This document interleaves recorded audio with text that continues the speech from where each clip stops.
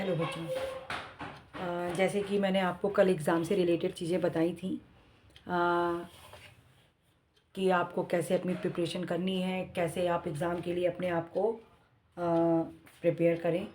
तो उसमें सबसे पहले तो आप सबको मैं यही कहना चाहूँगी कि आपने जो भी चीज़ें स्टडी की हुई हैं, जो भी पढ़ा हुआ है, उसको बार बार आप रिवाइज़ करेंगे। ठीक है। रिवीज़न करने से आपकी एक तो मेमोरी अच्छी हो जाती है, दूसरी आपकी उस क्वेश्चन के आंसर पे एक पकड़ भी अच्छी हो जाएगी। आप जो भी रीड कर रहे हो उसको आप बहुत अच्छे से ध्यान से पढ़ेंगे। ठीक है। कुछ भी चीज़ आपको अगर लग रही है टिपिकल है या नहीं समझ में आ रही है तो आप उसको अंडरलाइन कर लेंगे और नेक्स्ट डे आप अपने टीचर से उसको क्लियर कर लेंगे।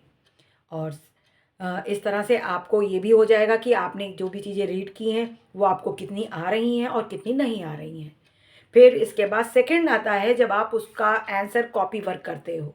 कभी कभी क्या होता है कि आप लर्न तो कर लेते हो, आपको लर्न करने में इजी पड़ता है, लेकिन जब आप रिटन वर्क करने लगते हो तो आपको डिफ़िकल्टीज आती हैं स्पेलिंग्स की।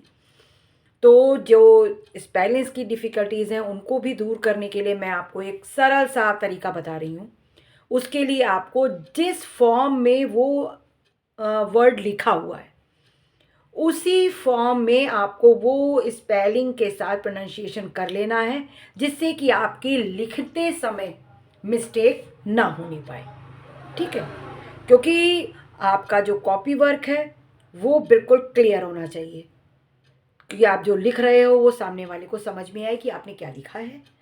लिखने का आपका जो भी पैटर्न है उसको भी आपको ध्यान रखना है। सबसे ज़रूरी चीज़ यही है हमारी कि जो भी हम आंसर कर रहे हैं वो हमारा आंसर कॉपी में सही से जाए। ठीक है। जिससे कि आपकी कॉपी सही से चेक होगी, जो कि हमारा मेजर पार्ट है और हमको वो ही करना भी है। तो लिखते समय सबसे ज़रूरी चीज़ ये ध्यान रखनी है कि कॉपी पे आपको मार्जिन किसी भी साइड में नहीं छोड़ना है। आप सेंटर में सीधा सीधा क्वेश्चन नंबर देन आंसर डाल के सीधे कॉपी वर्क करना शुरू कर दें, जिससे आपका मार्जिन खींचने का टाइम बचेगा। फिर हर आंसर के ख़त्म होने के बाद आप एक काम कर लें, बहुत ईजी पड़ेगा आपको। वो ये कि आप हर आंसर के बाद एक लाइन छोड़ दें। जब भी आप कोई भी आंसर कर रहे हैं तो आपको एक लाइन छोड़ देनी है। हर क्वेश्चन के बाद आप एक लाइन छोड़ते चले जाइएगा, उससे कोई दिक्कत नहीं होगी आपको। ठीक है।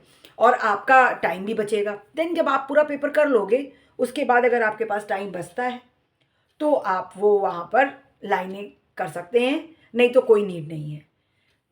इस तरह से आपका जो क्वेश्चन का आंसर है वो भी क्लियर हो जाएगा, जो आप लिखना चाह रहे हो आपका टाइम भी बचेगा और टाइम बचने से आप अपने आंसर्स को दोबारा रिवाइज भी कर पाओगे। ठीक है बच्चों। तो आज के लिए बस इतना ही। आप अच्छे से रिवाइज करेंगे, अच्छे से अपने माइंड को शार्प रखना है आपको।